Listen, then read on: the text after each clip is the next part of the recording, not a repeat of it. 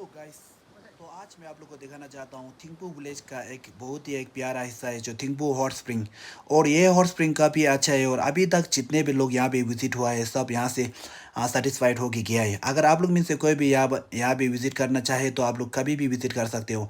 अगर आप लोग में से कोई भी यहाँ पे रहने का प्लान हो या एक दो तीन दिन या हफ्तों, अगर ऐसे प्लान है तो आप लोग यहाँ पे रह सकते हो। ये है यहाँ का होम स्टे और ये है आपको मिलेगा फ्री ऑफ कॉस्ट। और फिलहाल मैं आप लोग से एक निवेदन करना चाहता हूँ। वैसे तो आप लोग से मैं इतना ज़्यादा उम्मीद नहीं रखता हूँ कि आप लोग मेरे चैनल को सब्सक्राइब करेगा। फिर भी अगर आप लोग में से कोई भी मेरे चैनल को सब्सक्राइब करते हैं तो मैं उसको तहे दिल से धन्यवाद बोलना चाहूँगा। और फिलहाल मैं आप लोग से ये निवेदन करना करूँगा कि मेरे चैनल में जितने भी वीडियो है उसको आप लोग शेयर करें अपने दोस्तों या अपने फैमिली के साथ। और फिलहाल मैं आप लोगों को यहाँ का हॉट स्प्रिंग दिखाते हैं। ये है यहाँ का पुराना हॉट स्प्रिंग और फिलहाल नया हॉट स्प्रिंग इस तरफ बनाया हुआ है।